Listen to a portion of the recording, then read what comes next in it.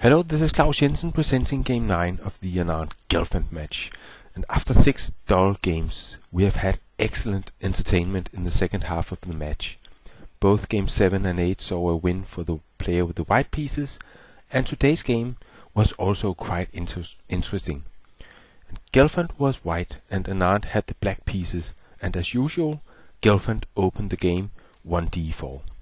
And after Gelfand's c5 against Anand's a6 Slav line, Anand now switches to the nimzo engine, so knight f6, c4 and e6, knight c3, bishop b4, e3, castles, bishop d3, d5, knight f3, c5, castles, and here Anand decides to go for an isolated queen's pawn game, d takes c4, bishop takes, c takes d, e takes d, and b6.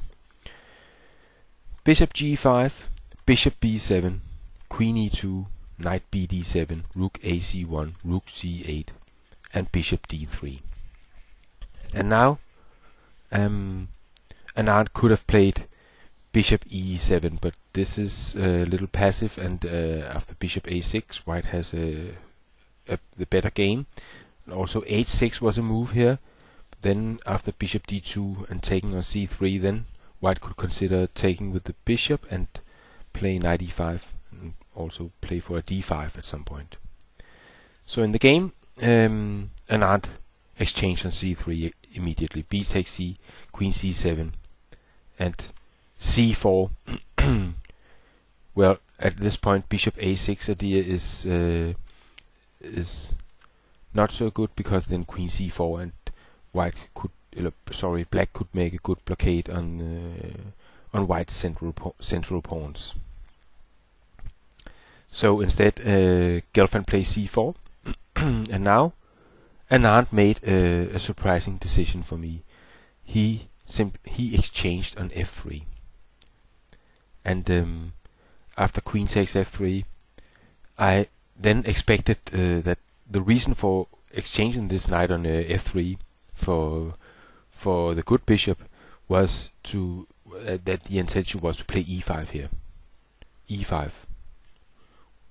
to try to disturb the white's center immediately. And after, if for example d5 here, then black would have some good blockading squares on c5 and d6 to blockade those two white central pawns, and the bishop on d3 would then not be very good.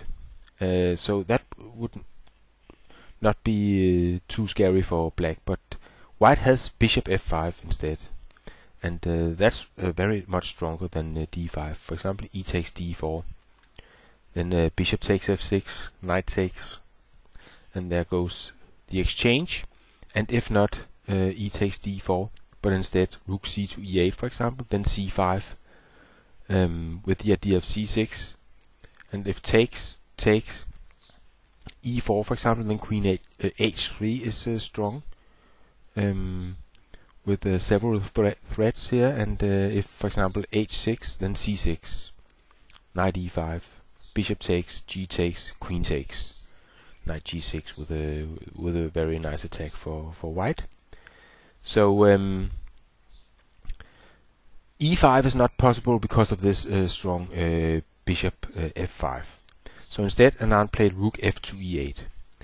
Rook f d1 followed, and again I thought, okay, now he has prepared e5 with the rook f to e8, so e5. But again, this bishop f5, rook c to d8, and queen g3 this time is better for white. So Anand has to play h6. Then came bishop h4. And now again, what about e5? But still, bishop f5 is the move.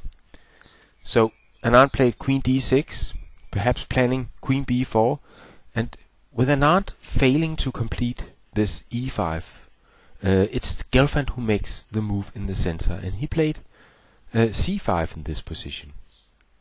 An interesting move. B takes c5, and here, if queen e7, sorry, d takes c5 first, and if here queen e7, then bishop b5, with a lot of pins on both knights, and this is looking very nice for white. And the same goes if queen c7, because then again bishop b5. So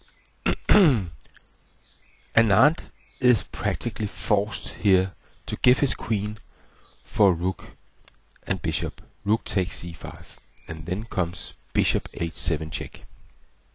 King takes, rook takes queen, rook takes rook, rook d1. And depending very much on the position, rook plus a light piece should be about adequate compensation for the queen. But it's of course very much depending on the type of position. So let's see what happens here. Rook e to c8, h3, knight e5, queen e2, knight g6, bishop takes, g takes, rook takes, king h2. And now we have a very interesting endgame. And who is better here? Well, the first thing I think we can say is that any possible winning chances must be with white. But who is better here? I would say black has chances to hold, but I would prefer the white pieces anytime. But it's always because it's always difficult to defend against the queen, who can move in all directions. But so I think with possible winning chances and 0 losing chances, this is exactly the odds Gelfand has tried to reach in all of his games in this match, except from game 8, where he played a very risky variation and also lost. Rook c7 from Anand. It's clear that the only reliable defender of the a pawn is the rook. Queen b2, king g7, a4, knight e7, a5 and knight d5. And this looks like a solid setup for Anand. Knight cannot be chased away from d5, and from here it defends the rook, which again defends the pawn on a7.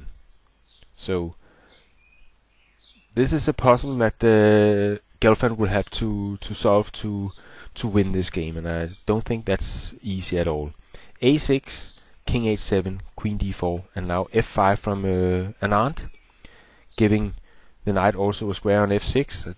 f4, rook d7, king g3, king g6, queen h8, knight f6, queen b8, h5, and king h4, king h6, queen b2, king g6. And I don't think here that Anand has any intentions of moving any of his pieces. He thinks this is holdable, and he's probably right. Queen c3 came, knight e4, queen c8, knight back to f6, queen b8, rook e7. And now Gelfand has to try something, and therefore he, in this position, he plays g4, h takes, f takes, queen e5. And of course he has obtained something, but knight g8 keeps everything together for Anand. Queen g5 check, king h7.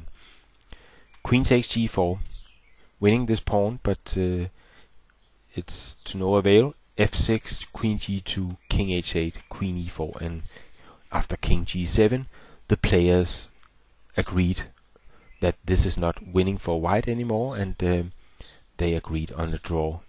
And I think, well, there was some interesting positions in the middle game, and it was of course an interesting idea for Gelfand to play c5 and practically force Anand to give up his queen for rook and knight. But in the end, it turned out not to be enough to win the game. But as I said, Gelfand had some minor chances, but in the end it was not too difficult for Anand to defend the position, and a draw was the result. Thank you for watching this video of game number 9 in the Anand Gelfand match, and hopefully I'll see you on my chess website at klausjensen.com. Bye bye for now.